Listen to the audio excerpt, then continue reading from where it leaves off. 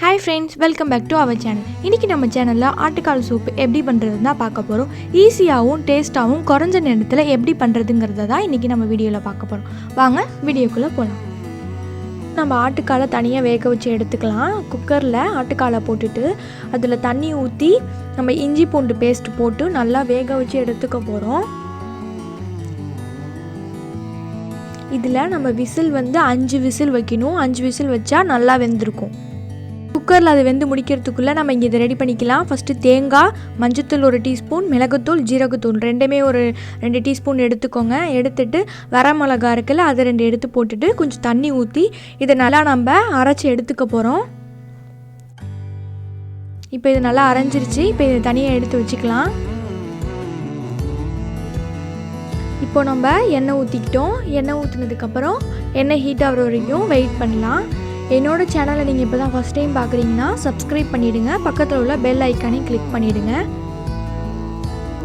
இதுக்கு வந்து நம்ம வெங்காயம் அடுத்து நெக்ஸ்ட்டு போட போகிறோம். அதுக்கு வந்து நம்ம வெங்காயத்தை நீட்டமாக கட் பண்ணி எடுத்துக்கலாம். இப்போ வெங்காயத்தை போட்டு நல்லா இது பண்ணிக்கலாம். நல்லா ப்ரௌனிஷாக வர வரைக்கும் நம்ம அதை இது பண்ணிகிட்ருக்கலாம்.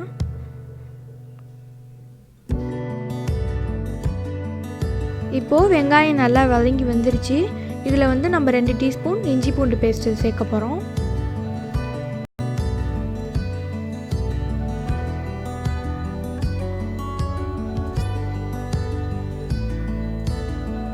இதை நல்லா மிக்ஸ் பண்ணி விட்டதுக்கப்புறம் நம்ம மிளகாத்தூள் வந்து 1/2 டீஸ்பூன் தான் சேர்க்குறோம். அதுக்கப்புறம் தக்காளி, 1 தக்காளி 1 வெங்காயம் போதும். இதுவே கரெக்டாக இருக்கும்னு நினைக்கிறேன்.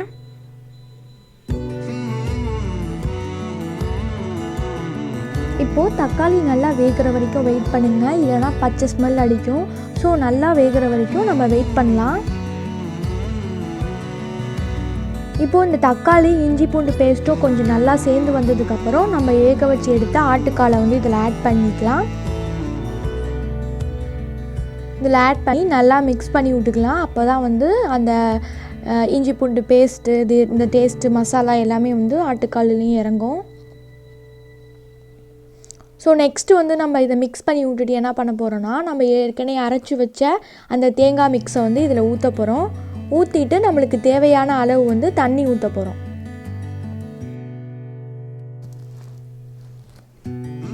தண்ணி ஊற்றுனதுக்கப்புறம் நம்ம மிளகா போடலாம். பச்சை மிளகா வந்து நான் 5 மிளகா போட்டிருக்கேன்.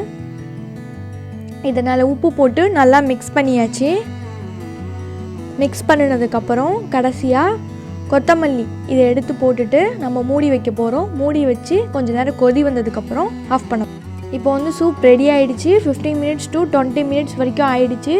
இப்போது ரொம்ப சூப்பரான ஈஸியான சூப் ரெடி ஆகிடுச்சு. கண்டிப்பாக சப்ஸ்கிரைப் பண்ணிவிடுங்க. மறக்காமல் லைக், கமெண்ட், ஷேர் பண்ணிவிடுங்க. தேங்க்யூ ஃபார் வாட்சிங்.